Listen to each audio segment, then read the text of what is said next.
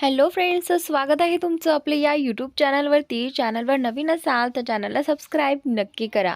स्वतःला बदलण्यासाठी मी आधीपासूनच प्रयत्न करत आहे, असं म्हणत अनया हलकसं हसली आणि सोहेलचा हात धरू लागली.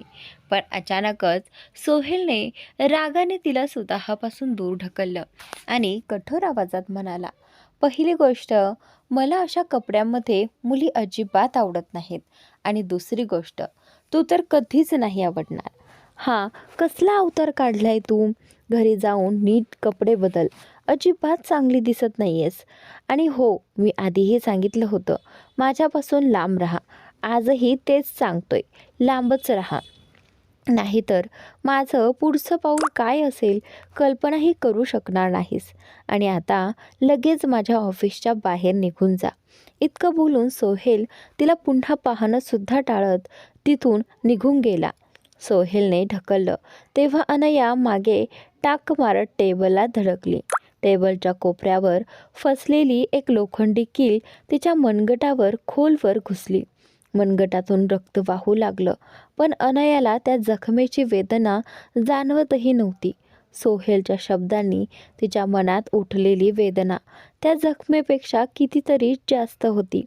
तिने आपल्या हाताकडे पाहिलं. रक्ताचे थेंब गळत फरशीवर पडत होते. पण पुढच्या क्षणात तिने हाताकडे दुर्लक्ष करत स्वतःशीच पुटपुटली. सोहेल म्हणाला, त्याला अशा कपड्यातील मुली आवडत नाहीत. मग अंजलीने मला हे कपडे घालायला का सांगितले? म्हणजे तिला आधीपासूनच माहिती होतं की सोहेलला हे आवडणार नाही. अंजलीने मुद्दाम मला त्याच्या नजरेत घालवण्यासाठी हे केलं का? हे तिने अजिबात बरोबर केलं नाही.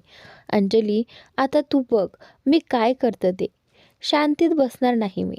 हे विचारताच अनया रागाने केबिन बाहेर निघून गेली. इकडे सोहेल दुसऱ्या विभागात पोहोचला होता. अनयाला पाहून त्याचं मन आधीच बिघडलं होतं. त्यामुळे तिथल्या कर्मचाऱ्यांवर तो सतत ओरडत होता. हे सगळं पाहून त्याचा असिस्टंट घाईघाईने जवळ आला आणि म्हणाला, सर, मॅडम ऑफिसमधून निघून गेल्या आहेत. तुमचं केबिन आता रिकामं आहे. हे ऐकताच सोहेल त्याच्याकडे वळून कठोरपणे म्हणाला, स्टाफला सांग, त्या मुलीला पुढच्या वेळेस ऑफिसमध्ये येऊ देऊ नका. आणि कुणी तिला आत येण्याची परवानगी दिली तर त्याचा जॉब त्या दिवशी संपेल समजा. सोहेलचं बोलणं ऐकून त्याचा असिस्टंट आश्चर्याने म्हणाला, पण सर, मॅडम तुमची पत्नी आहेत ना, आणि तुम्ही त्यांना ऑफिसमध्ये येण्यास नकार कसा देऊ शकता? मला माहीत आहे, आज त्यांनी घातलेले कपडे थोडे वेगळे होते, पण कदाचित मॅडमने तुमच्यासाठी स्वतःमध्ये बदल करण्याचा प्रयत्न केला असेल. माझं म्हणणं म्हणजे तुम्ही विचार करा ना. तुम्ही मॅडमला डिवोर्स द्यायचा विचार करत आहात, पण मॅडम तुम्हाला डिवोर्स द्यायला तयार नाहीत. कदाचित त्या तुम्हाला पसंत करत असतील आणि ते तुम्हाला दाखवू इच्छित असतील. म्हणूनच त्यांनी स्वतःला बदलण्याचा प्रयत्न केला. नाहीतर मी कबीर खन्नाची बहीण कशी आहे हे चांगलंच जाणतो. तुम्हीही जाणता. ती हट्टी आहे. आणि त्यानंतर असिस्टंटचं बोलणं ऐकून सोहेलने डोळे बारीक करत उत्तर दिलं, तू एक काम का करत नाहीस? असिस्टंटचं काम सोडून CID मध्ये भरती हो. कदाचित तिथे तू चांगलं काम करशील. तुझ्याकडून काम तर काही होत नाही, फक्त फालतू बोलणं मात्र खूप होतं. पुढेपासून अशी बिनडोक चर्चा माझ्यासमोर करू नकोस. आणि त्यानंतर आता सांग, आजची जी मीटिंग होती तिचं काय? त्यानंतर सोहेलच्या रागाने असिस्टंटचं तोंड वाकडं झालं, पण जास्त विचार न करता तो मीटिंगची माहिती सांगू लागला. दुसऱ्या बाजूला दुपारी इशिताचे डोळे उघडले तेव्हा तिला खोलीत स्वतःशिवाय कोणी नव्हतं. मोबाईलकडे पाहिलं तर दुपारचे 1 वाजले होते. ती झटपट बेडवरून खाली उतरली आणि लगेच कबीरला कॉल केला. कॉल लागताच एका सेकंदात कबीरने फोन उचलला. जणू तो तिच्याच आसपास उभा आहे असा भास होत होता. आणि त्यानंतर क्षणभर इशिता थक्क झाली, पण ते लपवत ती विचारू लागली, आपण ऑफिसमध्ये आहात ना? औषधं घेतलं का? जेवण केलं? अजून औषधं घेतलं नसेल तर मी ऑफिसला येते, मी देईन, पण तुम्ही वेळेवर औषध घेतलंच पाहिजे.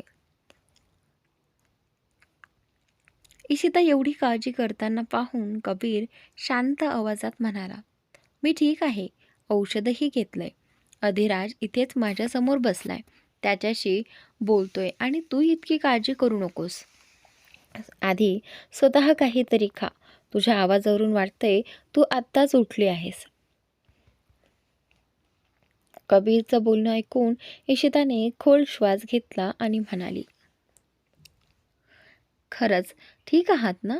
काही त्रास नाही ना? आणि अधिराज तिथे कशासाठी? त्यानेच तर सांगितलं होतं की तुम्हाला सामान्य ताप आहे आणि सकाळपर्यंत कमी होईल. तिच्या आवाजातली चिंता स्पष्ट जाणवत होती. न जाणो का कबीरला हा काळजीचा सूर खूप आवडला. दुसरं कोणी त्याची काळजी केली तर त्याला चिडचिड यायची, पण इशिताची काळजी त्याला शांतता देत होती. तो हलकेच हसला आणि म्हणाला, मी ठीक आहे. आधी तू फ्रेश हो आणि लगेच काहीतरी खाऊन घे. इतकं बोलून कबीरने फोन कट केला. इशिताने काही क्षण फोनकडे पाहिलं आणि शांतपणे वॉशरूममध्ये गेली. ऑफिसच्या केबिनमध्ये कबीर, अधिराज आणि असिस्टंट बसले होते. अधिराज सतत हसत होता आणि कबीर मोबाईलच्या स्क्रीनकडे पाहत होता. तेव्हा अधिराजने चिडवत विचारलं, तू भाभीला खरं का नाही सांगितलं? त्यांना हे कळलं पाहिजे की तुला जो ताप आला तो साधा ताप नव्हता. तुला एखाद्या मुलीने स्पर्श केला म्हणून तो रिॲक्शन झाला होता. आणि त्यानंतर अधिराजचं बोलणं ऐकून कबीरने डोळे बारीक करत उत्तर दिलं, मी हे इशिताला सांगून तिला अजून त्रास द्यायचा नव्हता. तिला माझ्या आजाराबद्दल माहिती आहे. तिला जर कळलं की कुणी मुलीने मला स्पर्श केला आणि त्यामुळे माझी प्रकृती बिघडली तर ती खूपच अस्वस्थ होईल.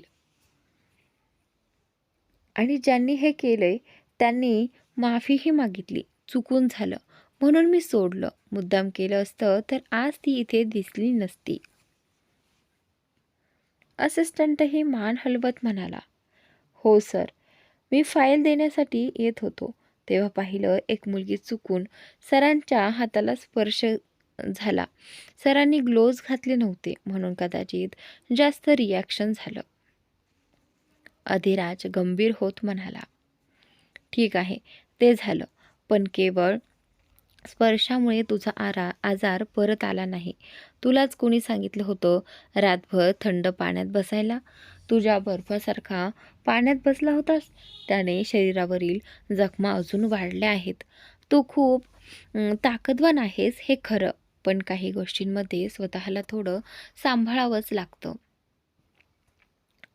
आणि हो, मी तुला सांगितलं होतं, तुझा आजार पूर्णपणे दूर करायचा असेल तर मॅडमसोबत थोडं प्रॅक्टिकल करायला हरकत नाही. हे बोलून अधिराज खोडकरपणे हसला. कबीरने खोल श्वास घेतला आणि असिस्टंटकडे पाहत म्हणाला, बहुतेक मला डॉक्टर बदलायला हवा. अधिराजवर राहिलो तर माझा आजार कधीच बरा होणार नाही. म्हणूनच इतका लांबलचक झाला आहे आणि अजून काही फरकच नाही. त्यानंतर कबीरचं बोलणं ऐकून असिस्टंट म्हणाला, हसू लागला आणि अधिराज घाबरून पटकन म्हणाला, अरे यार, मी तर मजाक करत होतो, पण माझं म्हणणं नक्की ऐक.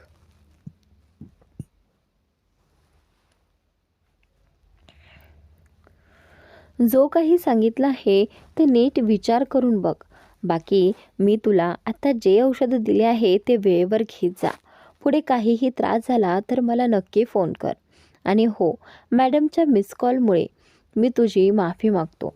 माझा फोन स्विच ऑफ होता म्हणून मला कळलंच नाही. पुढच्या वेळेपासून माझा फोन आयुष्यभर ऑनच राहील. असं म्हणत अधिराज हलक्या हसत तिथून निघून गेला. अधिराज गेल्यावर असिस्टंटने कबीरकडे पाहत विचारलं, सर, तुम्ही बिझनेस टिप्ससाठी ट्रिपसाठी तयार आहात? तुम्हाला वाटतं का की मॅडम तुम्हाला या अवस्थेत बाहेर जाऊ देतील? कारण उद्याच तुम्हाला इथून निघावं लागेल आणि यावेळी ट्रिप पूर्ण 10 दिवसांची आहे. आणि मी तुम्हाला हेही सांगतोय की तुमच्यासोबत सोहेल मित्तलही जाणार आहे. इतकंच नाही तर मिस्टर ओबेरॉय देखील. असिस्टंटच्या बोलण्यावर कबीर काही क्षण शांत राहिला. विचार केल्यानंतर त्याने शांतता तोडत म्हटलं की हो, मला माहीत आहे आणि ही ट्रीप खूप महत्त्वाची आहे. त्यामुळे मी ती सोडू शकत नाही. तू इशिताची काळजी करू नकोस. मी तिला समजावून सांगेन. पण तू आता सोहेल मित्तलला ईमेल करून उद्या वेळेवर एअरपोर्टवर पोहोचायला सांग. कबीरच्या बोलण्यावर असिस्टंट हसत म्हणाला, म्हणजे अजूनही सोहेल सर तुमच्यासोबतच जाणार? आणि मिस्टर ओबेरॉय तेही तुमच्यासोबत येणार आहेत का? मला वाटत नाही ते येतील. असिस्टंटचं ऐकून कबीर उठत म्हणाला, त्याला काही सांगण्याची गरज नाही. त्याला माहिती असेल तो तर स्वतःच येईल. मला सोहेल माहीत आहे. त्याला या मीटिंगबद्दल कळलं असेल आणि तो तयारीही करत असेल. त्यामुळे त्याला फक्त माझ्यासोबत यायला सांग. शिवाय ज्यांच्यासोबत आपली मीटिंग आहे त्यांची भेट मिस्टर जॉन्सनशी झाली होती आणि त्यांनी माझ्या आणि सोहेलच्या प्रोजेक्टबद्दल त्यांना सांगितलंही आहे. हे ऐकून असिस्टंटने मान हलवली आणि तेथून निघून गेला. कबीरने फोन काढून इशिताला मेसेज केला आणि पुन्हा आपल्या कामात गुंतला. इकडे दुसऱ्या बाजूला मीटिंग संपवून सोहेल ऑफिसमध्ये आला. त्याने फाईल असिस्टंटला देऊन आपल्या केबिनमध्ये गेला. केबिनमध्ये येताच त्याने दुसरीकडे फाईल घेतली आणि निघू लागला. पण त्याच क्षणी त्याची नजर जमिनीवर पडलेल्या रक्ताच्या थेंबावर गेली. ते थेंब एक रेषेत दरवाजाकडे जात होते. रक्ताचे थेंब पाहून त्याने पटकन संपूर्ण केबिन पाहिला. रक्त टेबलापासून थेट बाहेरपर्यंत उघळलेलं दिसत होतं. तो त्या थेंबाच्या मागोमाग बाहेर आला. तेवढ्यात त्याने गाडीपाशी उभा असलेला आपला असिस्टंट पाहिला. असिस्टंटनेही सोहेलची नजर जमिनीवर गेल्याचं पाहिलं आणि तो घाबरत विचारू लागला, सर, हे रक्त कोणाचं आहे आणि तुम्ही अशा प्रकारे का पाहत आहात? तुम्हाला कुठे लागलं आहे का? सोहेलने गंभीर नजरेने उत्तर दिलं, हे रक्त माझं नाही, बहुतेक अनयाचं आहे. ओ नो, मी किती मोठा मूर्ख आहे. मी नकळत तिला दुखावले आणि आता कशी असेल कोण जाणे. हे म्हणताच तो क्षणाचाही विलंब न करता गाडीत बसला. असिस्टंट एका क्षणासाठी थबकला, पण सोहेलच्या घाई गडबडीच्या आवाजाने तोही पटकन गाडीत बसला. ड्रायव्हरने काहीही न विचारता लगेच गाडी सुरू केली. थोड्या वेळानंतर सोहेल घरी पोहोचला. हॉलमध्ये त्याला अंजली पुस्तक वाचत बसलेली दिसली. तिला दुर्लक्ष करून तो थेट आपल्या खोलीकडे निघाला. पण अंजलीने त्याला हाक मारत विचारलं, काय झालं सोहेल, इतक्या घाईत आलास? हाय हाय ना हॅलो, आणि एवढा का अस्वस्थ दिसतो आहेस? अंजलीच्या आवाजावर त्याचे पाय थबकले. तो पटकन वळून विचारतो, अनया कुठे आहे? सोहेलच्या तोंडून अनयाचं नाव ऐकताच अंजलीचा चेहरा ताणला गेला. तेवढ्यात असिस्टंट म्हणाला, सर, तुम्ही अंजलीला का विचारताय? तुम्ही थेट मॅडमकडे जा. कदाचित ते आपल्या रूममध्ये असतील. असिस्टंटचं हे वाक्य अंजलीला अजिबात आवडलं नाही, पण सोहेलला मात्र ती अगदी योग्य वाटलं. तो अंजलीचं उत्तर न ऐकता सरळ अनयाला शोधत आपल्या खोलीत पोहोचला. तिथे येताच त्यानं पाहिलं, अनया बिछाण्यावर गाढ झोपलेली होती. त्याच्या माहितीनुसार अनया नक्की रडत ओरडत संपूर्ण घर गोंधळून टाकेल अशी त्याची खात्री होती. कारण त्याने तिच्याशी आज जी वागणूक केली, जी जखम दिली, तरीही ती इतक्या शांतपणे झोपलेली. त्यानंतर पण तिला पाहताच त्याला पहिली काळजी तिच्या जखमेची झाली. त्याने तिच्या चेहऱ्याकडून नजर हटवून तिच्या मनगटाकडे पाहिलं. तिथे कुठलीच पट्टी नव्हती, म्हणजे तिने काही औषधही लावलं नव्हतं. रक्त मनगटावरच सुकलं होतं. कदाचित खूप वेळ ते वाहत राहिलं असावं. सोहेलला तिच्यावर रागही आला. इतकी निष्काळजी कशी काय असू शकते? पण त्याच क्षणी त्याचा राग काळजीनं बदलला. तो शांतपणे तिच्या मनगटाजवळ बसला. टॉवेलने रक्त पुसलं, हलकं औषध लावलं आणि बँडेज करून तिचा हात नीट बेडवर ठेवला. अनया खोल झोपेत होती. जेव्हा सोहेलने तिचा हात धरला तेव्हा तिच्या ओठांवर क्षणभर हलकीशी हसू उमटलं आणि ज्या क्षणी सोहेलला असं वाटलं जणू अनया फक्त झोपेचं नाटक करत होती. पण काही वेळाने सोहेलला वाटू लागलं की ती खरोखर गाढ झोपली आहे. जसेच तो तिचा पट्टा बांधून उठण्याचा प्रयत्न करू लागला तेवढ्यात अनयाने डोळे न उघडताच त्याचं मनगट पकडून त्याला स्वतःकडे ओढलं. त्याचा हात उशीसारखा धरत त्यावर डोकं ठेवून हलकसं हसत ती म्हणाली, मला माहिती होतं तू नक्की माझ्याकडे येशील. प्लीज माझ्यापासून असाच जवळ राहा. मला सोडून जाऊ नकोस. मी तुझा रागसुद्धा सहन करायला तयार आहे. तिच्या बोलण्यातून तर ती पूर्ण शुद्धीत असल्यासारखी वाटत होती. पण सोहेलने तिच्या गालावर हात ठेवला तेव्हा त्याला जाणवलं की ती स्वप्नात बोलते आहे. त्याने हात काढायचा प्रयत्न केला पण अनयाने त्याचा हात घट्ट पकडून ठेवला. त्यामुळे त्याला नाईलाजाने तिथेच बसून तिच्यासोबत राहावं लागलं. कबीर, इशिता आणि कुटुंब इकडे दुसरीकडे. कबीर आपलं काम आटपून घरी परतला तेव्हा सगळं कुटुंब जेवण करून हॉलमध्ये बसलेलं होतं. इशिता त्याच्या जवळ येऊन विचारते, मी आपल्या जेवणासाठी थाळी लावू का? आणि त्यानंतर कबीरने आधी संपूर्ण कुटुंबाकडे पाहिलं. मग एक खोल श्वास घेतला आणि म्हणाला, नको, मी बाहेरच खाऊन आलो आहे. मीटिंग होती म्हणून क्लायंटसोबतच डिनर केलं. आणि त्यानंतर हे म्हणून तो सरळ आपल्या खोलीकडे निघून गेला. जानकी खन्नाने हे पाहताच इशिताकडे हसत म्हणाली, चल बाळा, मीही आता झोपायला जाते. तू कबीरची काळजी घे. यावेळी काही बिनसलं तर मला नक्की सांग. इतकं सांगून ती आपल्या खोलीत गेली. कबीरच्या खोलीत गेली. आणि त्यानंतर थोड्या वेळाने इशिता हळदीचं दूध घेऊन कबीरच्या खोलीत गेली. तेव्हा तिने पाहिलं की कबीर आपल्या ट्रॉलीमध्ये कपडे भरत होता. हे पाहून ती क्षणभर जागेवरच थबकली. मग हलकेच दूध टेबलावर ठेवून घाबरलेल्या आवाजात म्हणाली, आपण कुठेतरी जात आहात? आपणच म्हणालात की काही दिवस आपली कुठलीही मीटिंग नाही. मग अचानक कसे जाऊ शकता? आणि आपली तब्येतही नीट नाही आहे. आत्ता जाणं योग्य नाही. कबीर तिच्याकडे आश्चर्याने पाहू लागला. पहिल्यांदाच कोणी, विशेषतः एखादी मुलगी, त्याला बिझनेस ट्रिपवर जाण्यापासून रोखत होती. संपूर्ण कुटुंबात कुणाची इतकी हिंमत नव्हती. पण कबीरला तिच्या बोलण्याचा राग आला नाही.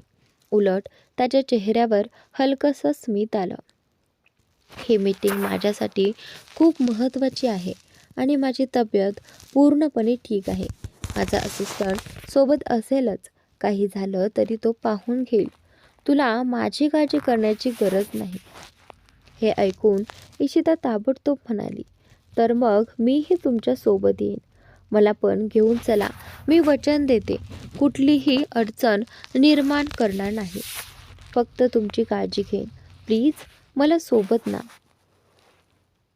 कबीरने डोळे बारीक करत विचारलं, काय, तू माझ्यासोबत यायचं म्हणतेस यावेळी? आणि त्यानंतर तुला आठवत नाही का, काही दिवसात तुझे परीक्षा आहेत आणि तू परीक्षा सोडून माझ्यासोबत फिरायला येशील? अजिबात गरज नाही. चुपचाप घरी राहून अभ्यास कर. त्याचे शब्द ऐकताच इशिताला जाणवलं की ती खरंच परीक्षेचं विसरली होती. कबीरला एकटं सोडावं असंही तिला वाटत नव्हतं आणि ती स्वतःची परीक्षा सोडणंही तिला परवडणारं नव्हतं. तिला गोंधळलेली पाहून कबीर शांतपणे म्हणाला, पहा, तुला चिंता आहे की मला काही होऊ नये, तर मी वचन देतो की असं काही करणार नाही ज्यामुळे मला त्रास होईल. तू निर्धास्तपणे इथे राहून अभ्यास कर. मी 10 दिवसात परत येईन. काम लवकर संपलं तर लवकर येईल. पण तू वचन दे, घरातून कुठेही एकटी जाणार नाहीस. परीक्षा द्यायला जाताना बॉडीगार्ड किंवा ड्रायव्हर सोबतच जाशील आणि अनायाचीही काळजी घेशील. आणि शेवटची गोष्ट, जर मला कळलं की तू एखाद्या दुसऱ्या मुलासोबत फिरते आहेस, हसत बोलत आहेस, तर ट्रीपवरून परत आल्यावर मी तुला सोडणार नाही. कबीरच्या धमकीवर इशिताने चेहरा वाकवत म्हटलं, हे काय, मला कोणाकडून मदत हवी असेल तर घेऊ नये का? काही चांगले मुले पण आहेत कॉलेजमध्ये, मनापासून मदत करणारे, जसं की राघव. तो मला खूप सपोर्ट करतो. राघव हे नाव ऐकताच कबीरचे डोळे पुन्हा अरुंद झाले. पण तो राघवला नाही. जाण्यापूर्वी तो फक्त इशिताकडे शांत समाधानी नजरेने पाहायचं इच्छित होता. त्याने एक दीर्घ श्वास घेतला, तिच्या उदास चेहऱ्याकडे पाहिलं आणि आपली ट्रॉली हातात घेत खोली बाहेर निघत म्हणाला, माझी काळजी करू नकोस. मी पोहोचताच माझा असिस्टंट तुला सगळी माहिती पाठवेल आणि जर काही प्रॉब्लेम आला तर मी तुला नक्की कळवेन. मी वचन देतो. आणि एक गोष्ट लक्षात ठेव, कबीर खन्ना कधीच आपलं दिलेलं वचन मोडत नाही.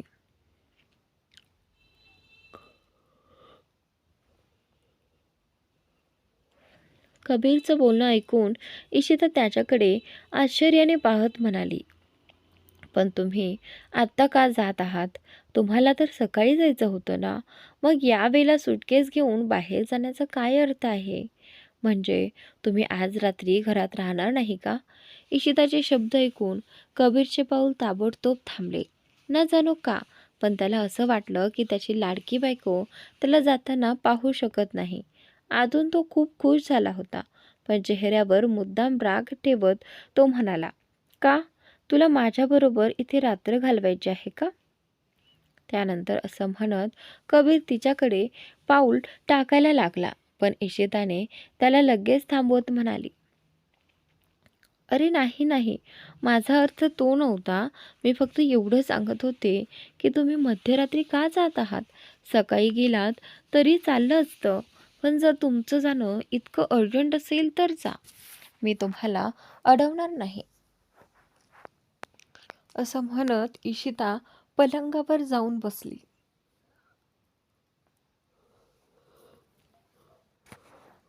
इशिता इतकी घाबरलेली पाहून कबीर हलकेच हसला आणि म्हणाला, ऑफिसमध्ये एक खूप महत्त्वाचं काम आहे. मी सगळं पूर्ण करूनच आलो होतो, पण अचानक आठवलं की एक काम राहिलं आहे, म्हणून ऑफिसला जाऊन ते करून लगेच निघेन. हे बोलून कबीर तिथून निघून गेला. कबीर बाहेर पडताच इशिताचा चेहरा उतरला. ती खरंच खूप उदास झाली होती, कारण ती कबीरवर प्रेम करते म्हणून नाही, पण तिला त्याची काळजी वाटत होती. कबीर जेव्हा जेव्हा एकटं कुठे जातो तेव्हा त्याला काहीतरी प्रॉब्लेम होतोच. आणि इशिताला फक्त एवढंच हवं होतं की काहीही होऊ दे, कबीर सुरक्षित परत यावा. पुढच्या दिवशी मित्तल मेन्शनमध्ये दुसऱ्या बाजूला अनया जागी झाली तेव्हा तिनं पाहिलं की सोहेल सुटकेस हातात घेऊन कुणाशी तरी फोनवर बोलत उभा आहे. हे पाहताच अनया ताबडतोब बेडवरून खाली उतरली आणि घाईघाईने म्हणाली, तू या वेळेला कुठे झाला आहेस? आणि मला सांगितलंही नाहीस की तू जाणार आहेस? मीही तुझ्याबरोबर येणार आहे. मला एकटीला इथे सोडून जाऊ शकत नाहीस. अनया अचानक ओरडल्यासारखी बोलल्यामुळे सोहेलने फोन कट केला आणि रागाने तिच्याकडे पाहू लागला. अनया त्याच्या जवळ जाऊन त्याचा सुटकेस हिसकावून घेत रागाने म्हणाली, सांग ना, तू मला सोडून जातोयस? मान्य आहे की तू मला डिवोर्स द्यायचा विचार करतोयस, पण याचा अर्थ असा नाही की घर सोडून जाशील. मी तुझ्याशिवाय इथे राहणार नाही. जिथे तू जाशील तिथे मीही येणार. 2 मिनिट थांब, मीही माझा सुटकेस भरते. अनयाचं बोलणं ऐकून सोहेलने तिच्या हातातून सुटकेस घेत रागाने उत्तर दिलं, मी घर सोडून जात नाहीये आणि तुझं नशीब इतकं चांगलं नाहीये की मी तुला इथे एकटी सोडून जाईन. मला बिझनेस ट्रिपवर 10 दिवसांसाठी जायचं आहे. तुझा भाऊसुद्धा माझ्यासोबत आहे. आणि काय म्हणालीस तू, तूही येशील? तुझा एक्झाम आहे त्या आठवड्यात. मी का सांगू तुझ्या शेजारणीला जाऊन की ती तुझ्या जागी एक्झाम देईल? कारण तुला माझ्याबरोबर फिरायला यायचं आहे. एक्झाम हे ऐकताच अनयाला आठवलं की खरंच तिचा एक्झाम जवळ आला आहे. ती लगेच 2 पावलं मागे सरकली आणि म्हणाली, अरे हो, मी तर विसरलेच होते. ठीक आहे, यावेळी तुला माफ करते, पण पुढच्या वेळी जाण्यापूर्वी मला नक्की सांग. आणि भाऊ सोबत जाताय म्हणजे मी त्याच्याकडून अपडेट घेत राहीन. सोहेलने डोळे अरुंद करत म्हणाला, पहिली गोष्ट, आम्ही याच शहरातल्या मीटिंगला जात नाहीये, बाहेर जातोय. दुसरी गोष्ट, तू ना माझ्याकडून ना तुझ्या भावाकडून काही अपडेट घेऊ शकतेस. काही प्रॉब्लेम असेल तर घरात बॉडीगार्ड आहेत, त्यांना सांग. मला कॉन्टॅक्ट करण्याचा प्रयत्न करू नकोस. असं म्हणत सोहेल वळून निघू लागला. तेवढ्यात अनया त्याला थांबवत त्याचा हात पकडत म्हणाली, अरे, जाण्यापूर्वी गिफ्ट तरी घेऊन जा. अशी कुठली पद्धत असते? सकाळी सकाळी बायको उठून नवऱ्याला बघते आणि नवरा तिला दुर्लक्ष करून निघून जातो. असं म्हणत अनयाने एक क्षणही न दवडता त्याच्या गालावर जोरदार किस केला आणि लगेच मागे सरकली. सगळं इतक्या पटकन झालं की सोहेललाही कळायच्या आत संपलं. तिचे ओठ त्याच्या गालांना स्पर्शून मागे सरकले. त्या क्षणी ना जाणो पण त्याचं हृदय एवढं जोरात धडधडू लागलं की त्याला स्वतःला जाणवलं. अनया त्याचे रिॲक्शन्स नीट पाहत होती. तिला भीती होती की तो नक्की रागावेल. त्यामुळे ती काही न बोलता थेट वॉशरूमकडे धावली आणि दरवाजा बंद केला. दरवाजा बंद झाल्यानंतरच सोहेल भानावर आला. त्याने रागाने वॉशरूमच्या दरवाजाकडे पाहिलं, मूठ आवळली आणि शांत होत खोलीतून बाहेर निघून गेला. तर मित्रांनो, आजचा भाग इथे संपलेला आहे. पुढील भाग पाहण्यासाठी चॅनलला सबस्क्राईब नक्की करा.